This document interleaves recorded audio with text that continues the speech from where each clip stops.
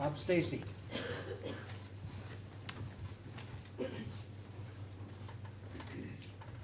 Good evening. I'm Bob Stacey, also a candidate for Metro President. Thanks to all of you for coming tonight and getting educated about this race and the other election questions and races on the ballot. And thanks to Rose City Park Neighborhood Association for once again holding this forum. You've all listened to Tom describe Metro 101, and we can all be grateful for the experience that Tom showed there. 30 years of teaching history and government. It shines through. One of the most popular teachers in Oregon, I think, much less in the Beaverton School District. Metro is the only regional government in America. I like to shorthand it. Tom did a very thorough job describing Metro's responsibilities by referring to that home rule charter that was adopted by the people of the region in 1992 and refer to Metro as the quality of life government. Now that may sound frivolous, but I don't think it is. The charter says that Metro's most important responsibility, or more precisely, the Metro Council's most important responsibility, is to plan for the future growth of the region. And this is a growing metropolitan area. 1.6 million people today, projected over the next 20 years to grow by another million, counting Vancouver and Clark County, and by mid-century to add 2 million, or roughly double the size of the 4-county metropolitan area's population. To manage the growth of the region in a way that protects the region's environment and improves the quality of life of the residents of the region. Wow. So we're going to grow by 2 million people, ultimately, well beyond my lifetime, but doubling the size of this region population and improve the quality of life of the residents. It's a very tall order, but we shouldn't expect anything less. It's just that I don't think there's any place else in America that's done it. So we have this experiment, absolutely right, Tom. We have an experiment called Metro, a regional government that rolls up its sleeves, or should, and tries to figure out how we can manage that kind of growth and improve our neighborhoods, improve our air quality, improve upon our transportation options and choices and service, protect our farmland, and most important of all right now, in a period where we've got 10.5% unemployment, that's the official rate, dealing with that most fundamental kind of quality of life issue, whether you have a job. Now, Metro is not an economic development policy government. It's not a recruitment entity. It doesn't go out and find businesses to come to this region. It's not the State Economic Development Department or a local economic development agency. But Metro has its hands on two very important levers for the business climate. One, of course, is transportation funding and transportation planning. The other is the land supply. Nothing is more fundamental than the fact that you've got to have places to put the jobs that we want to keep, the businesses that we have here that we want to see expanding, and the businesses that Tom and others who've brought businesses to this region bring here that we need to house. So managing the land supply for houses and for jobs is that critical responsibility that underlies the urban growth boundary. And I think we can do it in a way that preserves our long-term quality of life. We can meet this need to get the economy moving again when the national economy starts to move, and protect our air quality, our water quality, our farmland. There's more than 13,000 acres of vacant employment land inside our urban growth boundary, in our communities, close to where people who are looking for work already live. I want to make sure that we solve the problems that are preventing the marketplace from using that land when the economy recovers. Leave aside the millions of square feet of empty buildings, empty floors in office buildings, empty distribution centers and warehouses. Once we fill those up, we will need to make sure we can use the land supply we've got.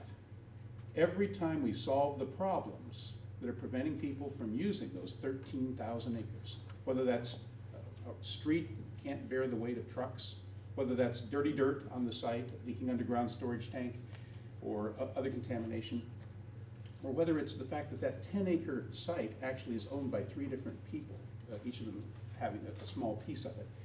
We need to roll up our sleeves and fix those problems. That's Metro's responsibility. I think we can do that and then put that land to work instead of sprawling outward onto farmland time and time again.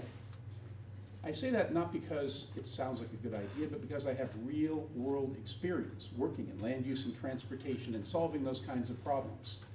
For 35 years in the private sector as a land use lawyer for development, in the nonprofit sector as first a staff attorney and most recently as executive director of 1,000 Friends of Oregon, the land use planning organization that helped turn around Measure 37 and put Measure 49 on the ballot to fix the property rights measure, make sure that property owners are respected, but that we also protect our farmland.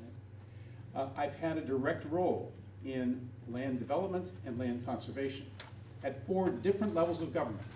As planning director of the city of Portland back in the 90s, as Governor Barbara Roberts, policy advisor for transportation and land use, as policy and planning director for TriMet, when we undertook or completed 3 different light rail lines and expanded the bus system in the mid-1990s, and as Congressman Earl Blumenauer's chief of staff in Washington, D.C.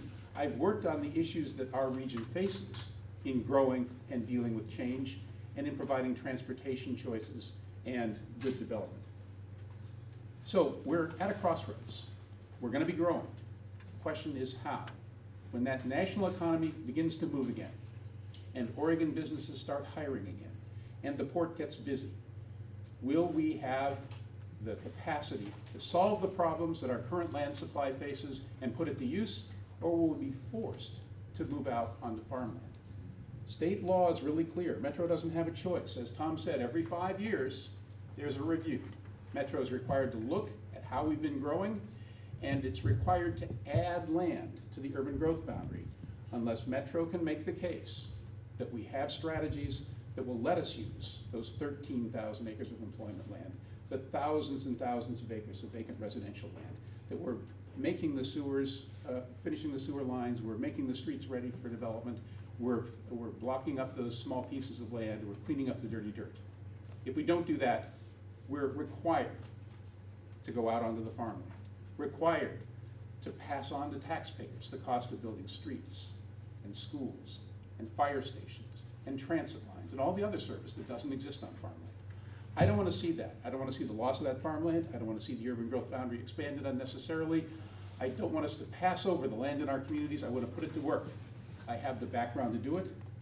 I ask for your support in getting there. I'd be happy to answer your questions. How many minutes do we have? 2 minutes. 2 minutes. Yes. How does the West Hayden Island proposed development fit into your perspective? Well, review the history. Metro, quite a while ago, determined that that land should be brought into the urban growth boundary for employment.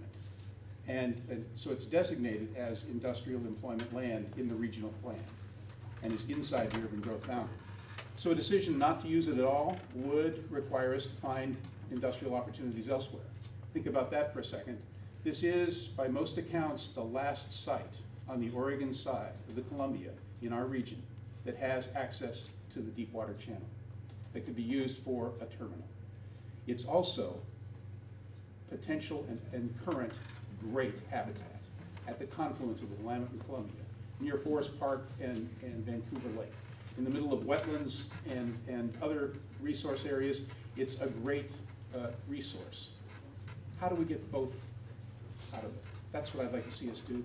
I'd like to find a way that the port's footprint for accessing that Deepwater Channel is very light on the island and very small physically, that it's rail served rather than requiring a lot of truck loading and unloading, that we don't use Hayden Island for storage, we use it to offload and remove cargo.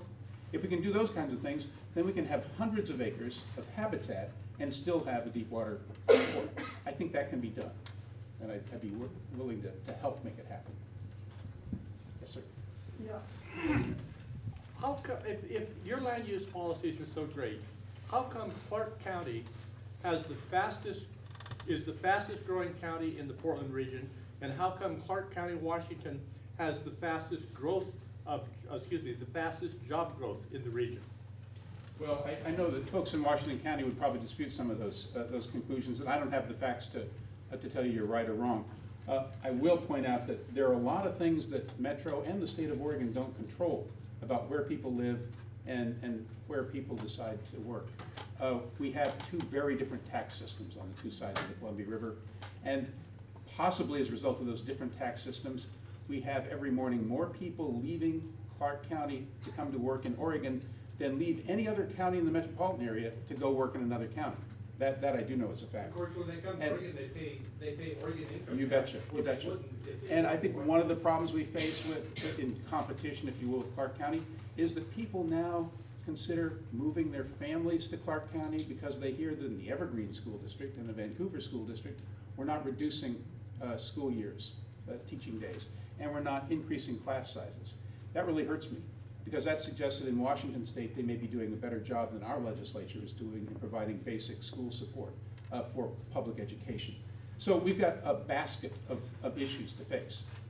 I am committed, though, to making sure that we're always working with Clark County and not in opposition to Clark County, and treating this as one region, and celebrating getting employment on either side of the river that makes it possible for our economy as a whole to put more people to work.